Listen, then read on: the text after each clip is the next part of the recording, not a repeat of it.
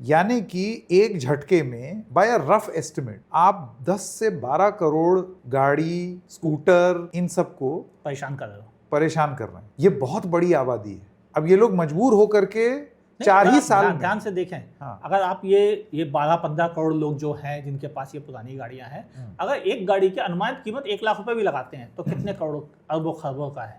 बहुत बड़ी इंडस्ट्री। इसीलिए हो रहा है कि गवर्नमेंट को अपना पहिया घुमाते हुए इकोनॉमी का दिखाने के लिए कुछ ऐसी एक्टिविटी भी इन्वॉल्व हो रही हैं जो एक्चुअल में उन कंज्यूमर्स के लिए अच्छी नहीं है जो इंडिया का असली कंज्यूमर है, जिसने वोट दिए हैं, जिसने मेहनत की कमाई से आइटम खरीदा है।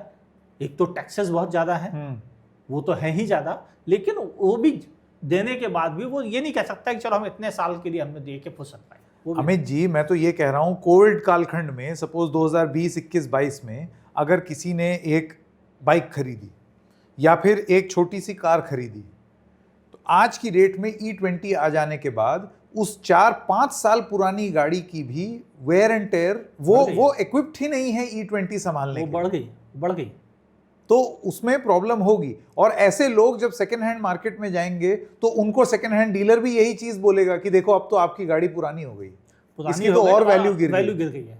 और ये गिरी भी इसी वजह से। ये बोल रहे हैं। हाँ, बिल्कुल बोल रहे हैं। आप ध्यान से देखें तो जिस समय GST आया था उससे पहले जो सेकेंड हैंड कार बाजार में कीमत थी वो गिरी है।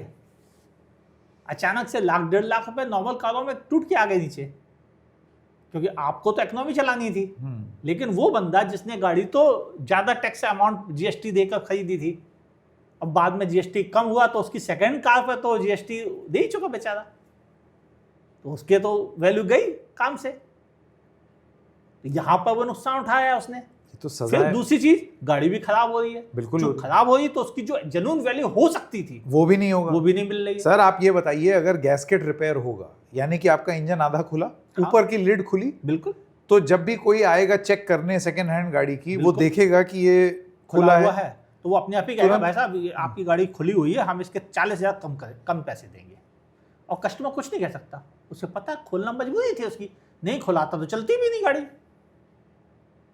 यानी हर तरह से उसे नुकसान उसके हिस्से मारा जिसकी कोई अकाउंटेबिलिटी नहीं है। ये कह के बचा जा रहा है कि 20-30 हज़ार किलोमीटर पे आपको 2-4 वॉल्व, 2-4 गैस्केट चेंज करने पड़े, बस इतना ही सा है।